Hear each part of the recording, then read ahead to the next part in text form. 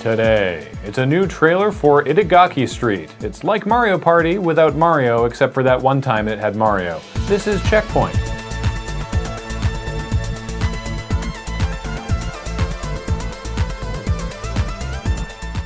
Hello and welcome to the last checkpoint ever.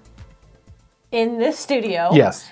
In fact, we don't actually have our table covered because someone already packed it for the move.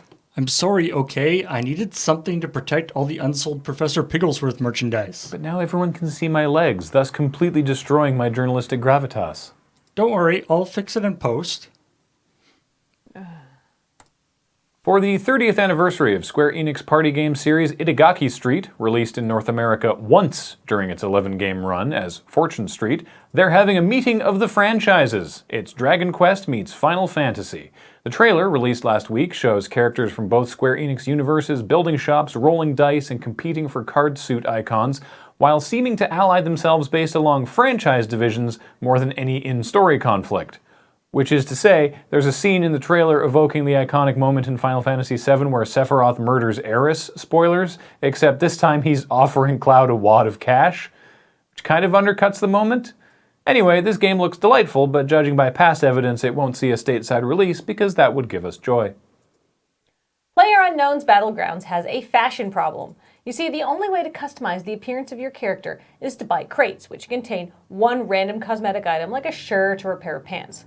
Now, some crates are free in that you purchase them with the in-game currency you earn by playing PUBG. But if you want the better, rarer, more exciting virtual clothing that does nothing aside from make you look cooler, you better be willing to pony up for a premium crate, which you still have to buy with your in-game currency, but then in addition you pay another $2.50 of actual money for the key to unlock your cosmetic blind box. And as usually happens with virtual items of this sort, whether they be gun skins or TF2 hats, the value of these PUBG cosmetics has sailed far into the stratosphere away from the realm of reason and logic. The most desirable of these cosmetic items is currently a purple miniskirt, which is selling for over $400 real dollars.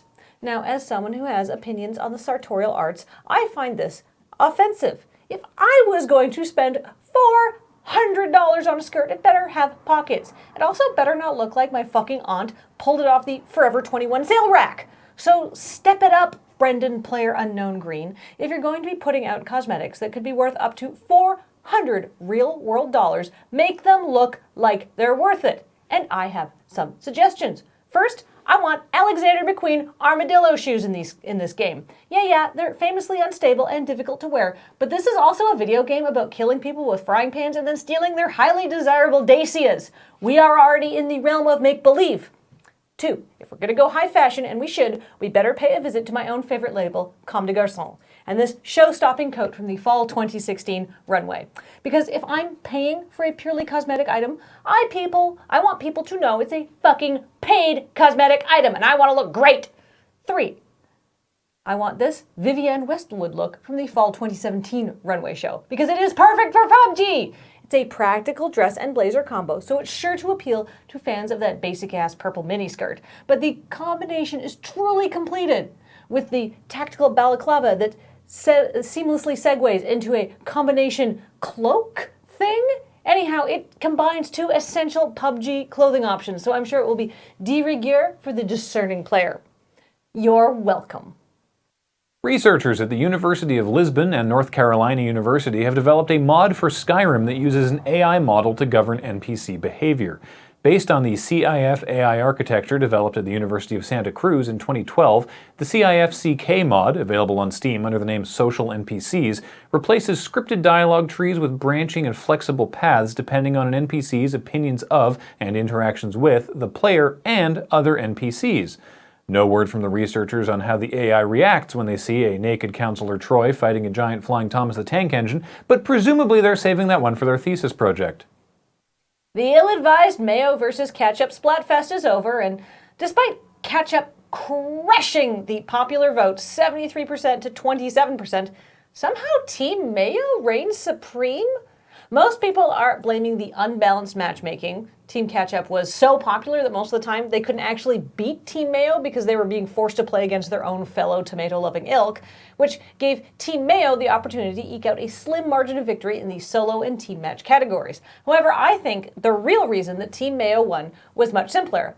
I think many players found coating the Splatfest stages with thick, viscous layers of just off-white liquid from large paint guns. I think they found that oddly compelling. The visceral pull of inking a stage for Team Mayo just sparked people's baser instincts and made them extra motivated to aim for optimal coverage. They were just really into inking their spawns, if you know what I mean. It looked like cum! What were you thinking? Grimoire, Heralds of the Winged Exemplar, was released on Steam last week after 20 years in development, and boy does it show. Originally started as a game in the style of then-contemporaries Might and Magic or Wizardry, and now positioned as a throwback to that era of games, complete with 1024 by 768 resolution, Grimoire's life in development has been slow-going, largely due to its dev team of one man, Cleveland Blackmore. Despite the game's reputation in enthusiast circles as vaporware, Grimoire appeared on Indiegogo in 2012 with a promised "It's Finally Happening" release date of May 2013, which did not happen. Probably related, that Indiegogo flexible funding campaign, the kind where you get to keep whatever you raise, had asked for $250,000 and only raised $10,000. But it is actually out now, and according to Blackmore's, I'm gonna go with endlessly positive to the point of hugely egotistical Steam updates, it's selling well, despite a myriad of initial glitches and game-breaking crash issues. When you consider other notoriously delayed games like The Last Guardian or Duke Nukem Forever, one of the issues they encountered was slow development times forcing further delays while they updated graphics and gameplay to current levels, while Grimoire got around this by looking exactly like something that would be released in 1993. So it's got that going for it, I guess. And that's it for CheckPoint in this studio. We'll be away next week while we are moving, but join us again in 2 weeks when we will be checking points on a brand new set. Or if the new set is still under construction, possibly in front of an unfinished wall. Or if things have gone really wrong, maybe just an infinite black void. Whatever the set looks like, will be here.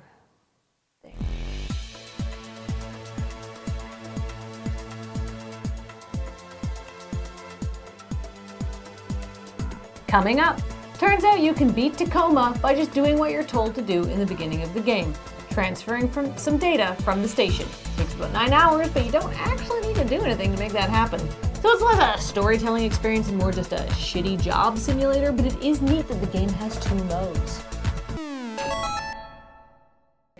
So I don't know if you can tell, but where the light is positioned, it is exactly in the teleprompter. Oh! Is it? For me. I'm so so I sorry. actually can only read the top 2 lines fully. Oh, we could probably just turn that. Well, it's too late now because I already did most of my. I already did my stories. Well, good job.